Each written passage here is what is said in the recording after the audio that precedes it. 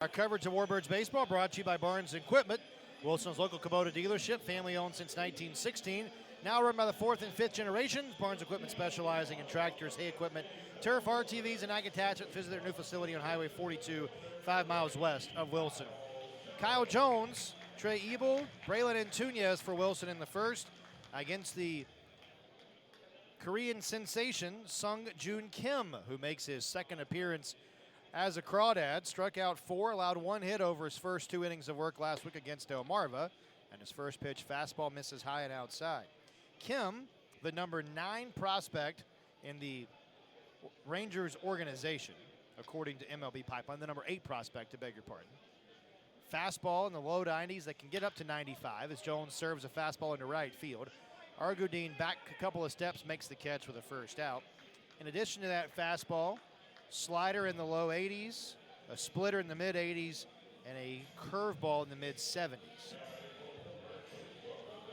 He's a guy that many of the baseball prognosticators are extremely high on, thinking he could be the next version of a Shohei Ohtani. Here's the pitch on Ebel. Trey takes a little bit low. Signed out of the Republic of Korea in May of 2025. Only 19 years old. And the Rangers are letting him develop as an infielder and as a pitcher. Misses low and inside here, 2-0.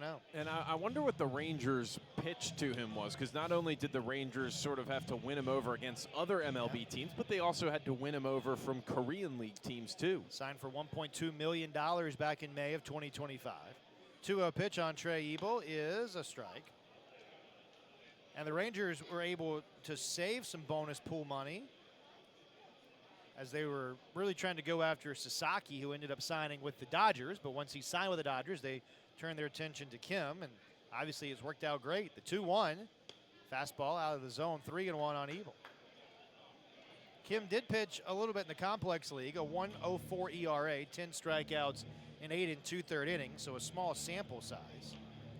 Faced off against a couple of the Shorebirds' top prospects, though, last week, and acquitted himself very well. The 3-1 is inside. A slider that just missed. Trey Ebel draws the walk, and the Warbirds have the game's first base runner. Hickory defensively, Argudine out in right, Santana in center, Carpenter in left. An infield of Crabtree, Flames, Castillo, and Marta first to third, with Springer doing the catching. Antunes, a 13-game reach base streak as play starts tonight.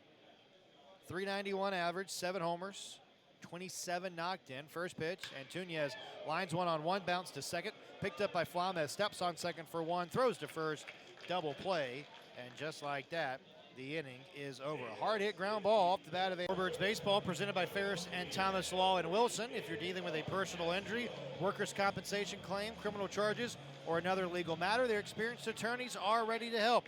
Call Ferris and Thomas Law or visit ferristhomas.law. Trusted legal guidance when you need it most. It'll be Handelfrey Encarnacion leading things off for Wilson in the second. First pitch, a swing and a miss.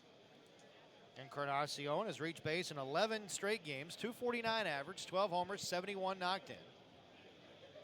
Good year for Handelfrey.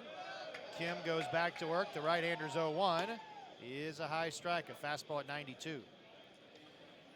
Talking about, sorry, Ben. Been a great year for Handelfrey. It's kind of been the stalwart of this absolutely. Wilson club. The 2-0, Encarnacion takes a slider low. We're talking about Kim last inning. Still some question as to where he projects overall. Scouts are divided on whether he's going to be a pitcher or a position player long term. Projects, according to some of the reports, as a okay hitter. The 1-2, swing and a miss. Slider got him. Leadoff man retired. We'll bring up Juan Ortuño.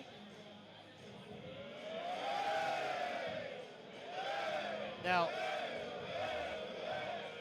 the reports on Kim as a hitter, 15-ish homer guy from the right side of the plate, could raise his offensive ceiling if he continues to add some strength. He's only 185 pounds. Ortuño slashes the first pitch foul. 6'2" frame, so there is some projectability there. But man, they're obviously high on him as a pitcher. And it's interesting, too, that they have two-way players. Owens another, 0-1. Came inside and missed with a curveball. It kind of seems like Texas is putting an emphasis on trying to have the next guy who is a legit two-way star in the MLB. And why not give it a shot? Yeah. You know, now that the rules benefit that. Correct. They reward that.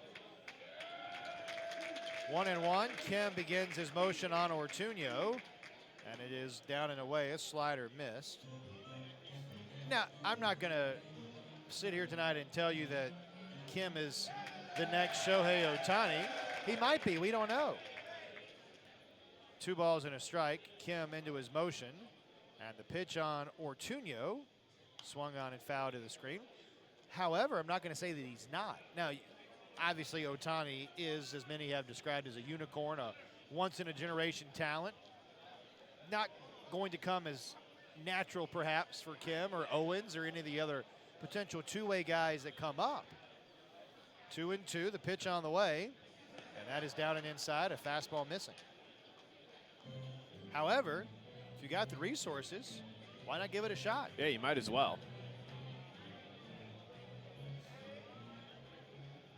Bases empty, 1 out, nothing in the second. Right-hander against right-hander.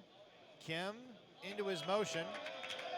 And a 3-2 pitch on the way to Ortuño, and that's way outside. Curveball never threatened the zone. Kim maybe doesn't have the feel for the curve yet. Issues his second walk of the game.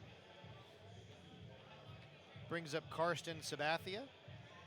4-game hitting streak for Karsten. Homered here last night. He's been mashing ever since coming up to Wilson. Sort of wondered how he would translate from the college game, and as long as he puts bat to ball, we've seen how much power he has. Runner goes. Sabathia takes inside. Throw to second close. Got him. Ortuño a head first dive and was called out by Garrett Johnson, the base umpire. Ortuño caught stealing for the 13th time this year. Going back to Sabathia, I mean, he's 6'4", 245, so he's able to generate a ton of power. It's really just about finding that contact rate and letting your swing do the rest. 1-0 on Sabathia. Here it comes. He takes inside. Fastball missed. You had a chance to visit with Karsten before the game today. Don't want to give anything away, but great interview coming up. That'll be tomorrow in the pregame show. 2-0. Right-hander against right-hander. Kim delivers, and that's a high strike. 2-1. Ben's last question to Karsten today. Obviously, Karsten's dad, CC Sabathia, the Hall of Famer. Ben asked Karsten what would happen if he got one at bat against his dad. Here's the 2-1 at the bottom of the zone to level the count. Did not get the answer I expected. If you want to hear the answer, listen at 6:50 tomorrow night for the pregame show. There you go. That's what we call the tease. It's the second time you said that today. I like it. I know what a tease is. 2-2, outfield toward the opposite field on Sabathia. The pitch on the way, fouled back to the netting, came in on the hands, and Karsten fought it off.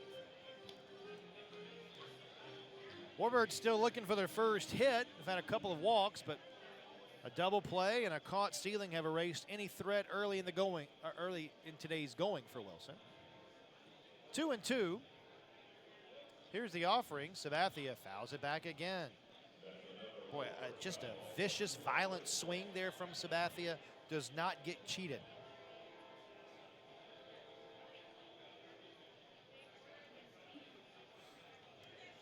Kim gets the sign from Springer. Nods okay as he steps backwards. Now begins his forward motion toward the plate, swinging the leg high into the air. 2-2, fouled away again. It is a bit of an old school or throwback delivery for Kim, who steps back first with his left foot and then goes forward. And he really starts rocking almost back and forth in that motion, maybe to create some momentum going towards the plate. Almost pauses for a brief moment after he goes backwards first.